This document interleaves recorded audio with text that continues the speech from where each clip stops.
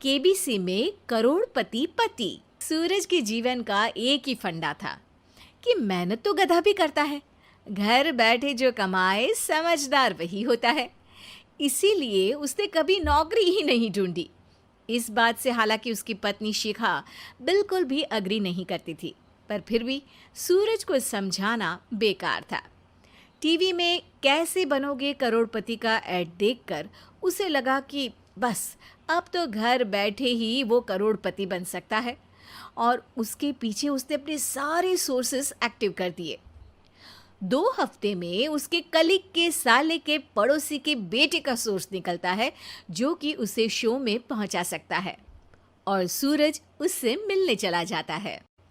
अच्छा, तो हमें मुकेश जी बता रहे थे कि आप हमें शो में पहुंचा सकते हैं। हाँ, उसमें कोई तकलीफ नहीं है। मैं कल अगर कोशिश करूँ तो इसी महीने में आपका नंबर आ जाएगा। अरे ये तो बहुत बढ़िया हो गया। अच्छा, वो सिलेबस और क्वेश्चन पेपर का कोई जुगाड़ है क्या? हैं? उसका तो कोई जुगाड़ नहीं है। तो वो वाकई में कुछ भी पूछ सकते हैं? हाँ, वो तो बच्चन जी पर है, जो पढ़ते हैं वो पूछ लेते हैं। पहली कोशिश फेल होने पर अब सूरज के सामने एक बहुत बड़ा सवाल था कि आखिर जवाब कहाँ से लाए। तब शिखा ने एक सजेशन दिया, क्यों ना सूरज अपने चचेरे भाई सुमित से मदद मांगे, जो कि यूपीएससी की तैयारी कर रहा था। हालांकि इतनी मेहनत करना सूरज को समझ में नहीं आता था, पर कोई और रास्ता ना मिलने पर वो आखिर सुमित से बात करता है। अरे सुमित, हमारा कैसे बनोगे करोड़पति के लिए सिलेक्शन होने वाला है। तुम हमें थोड़े चिट बनाने में मदद करोगे क्या? अरे भैया, चिट बनाए तो सालों हो गए, उसमें हमारा एक्सपर्टीज नहीं है। बल्कि आप बोलो तो हम आपकी पढ़ने में ज़रूर मदद कर सकते हैं। हट, कैसी अनाप शराब बातें कर रहा है तू। सूरज ने सुमित को मना तो कर दिया था, पर तैयारी करने के सिवाय कोई चारा उसे दिख भी नहीं रहा था। खासकर जब 12 के पेपर लीक करने के एक्सपर्ट शुक्ला जो भी हाथ जोड़ लेते हैं। आखिर सूरज को सुमित के पास जाना ही पड़ा, और उसने सुमित और शिखा से वादा किया कि वो बहुत मेहनत करेगा। 1 महीने की तैयारी के बाद फाइनल हुआ कि शो से 1 हफ्ते पहले एक ट्रायल खेला जाएगा, जहां पर सारे रिश्तेदार ऑडियंस की जगह पर होंगे और शिखा सवाल पूछेगी। दूर दराज से भी रिश्तेदार आकर हाजिर हो गए देखने कि आखिर कैसे बनेगा सुमित करोड़पति। सब कुछ सेट था, और इतने में सूरज आकर अपना स्पीच देता है। ये 1 महीना मेरे लिए आसान नहीं था, पर अपने भाई सुमित और अपनी पत्नी शिखा की मदद से मैं इतनी दूर पहुंच पाया हूँ। मेरे मम्मी पापा के आशीर्वाद ने भी बहुत साथ दिया है मेरा। मैं उम्मीद करता हूँ कि आज के शो में आप लोगों को बहुत मज़ा आएगा। साक्षी पहला सवाल पूछती है और पूरे कमरे में सन्नाटा छा जाता है। इंडिया में कितने स्टेट्स हैं? 3, सॉलिड, लिक्विड और गैस। अरे रुकिए, तो ऑप्शंस तो देने दीजिए।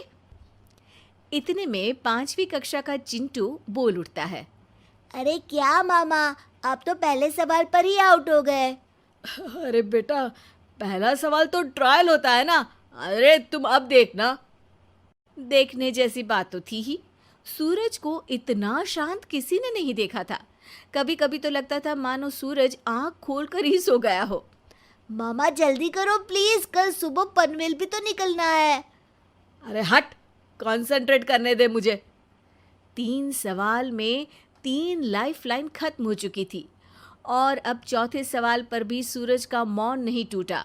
पर सूरज अभी भी हार मानने को तैयार नहीं था। उधर हर कोई सूरज को छोड़ सुमित को देख रहे थे। आखिर सुमित ने ही तो पढ़ाया था सूरज को। गजब बेइज्जती है यार। अरे बेटा, तो बाप का, दादा का, भाई का, सबका नाम बुड़वाएगा। अरे 3 लाइफलाइन ले ली तो भी तेरा कुछ नहीं होना है। अरे कोई इतनी बात करता है क्या शो पर? अरे बेटा, शो पर तेरे जैसे भी तो नहीं आते ना। सूरज की ये जंग आखिर 1 घंटे बाद 5वें सवाल पर खत्म हो गई, जब उसने इंडिया के नेशनल बर्ड का नाम कहा, कौवा। अरे बेटा, मजा तो बहुत आया, बस थोड़ा टाइम पर खत्म होता तो आनंद भी आ जाता। ताने बारिश के बूंदों की तरह बरस रहे थे और सूरज को भी समझ आ रहा था कि ये करोड़पति बनना शायद उसके बस के बाहर की बात है। पर वो आखिर ये बात मान कैसे लेता? वो सख्त लौंडा जो ठहरा, उसने सोचा कि बेइज्जती तो हो ही चुकी है, पर अगर मैं हार नहीं मानूं तो शायद कुछ हो सकता है। शिखा, तुम देखना, असली शो में आग लगा दूंगा, आग, करोड़पति बनूंगा मैं। हाँ, सब्जियां खत्म हो गई है घर पे, ले आओ। पहले पति बन जाओ, फिर करोड़पति बनना। अरे गजब बेइज्जती है यार। बेटा, अभी तो घर पर ही हुई है, 1 हफ्ते में तो तुम देश के सामने करवा कर आओगे। वैसे जब टीवी पर जाओ ना तो बस अपने मम्मी का ही नाम लेना, ठीक है? कोई पूछे तो बोलना कि पापा नहीं है मेरे। अरे पढ़ाई की, पेपर निकलवाए, इतने सारे लोगों को खाना खिलवाया, क्या फ़र्क पड़ा? इसीलिए मैं कहता हूँ कि मेहनत तो गधा भी करता है, घर बैठे जो कमाए वही सिकंदर। लेकिन मामा, गधे भी जानते हैं कि हमारा राष्ट्रीय पक्षी मोर है।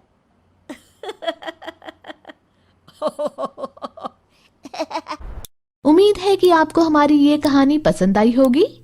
कृपया हमारे चैनल को सब्सक्राइब करें और सभी अपडेट्स के लिए बेल आइकन जरूर क्लिक करें।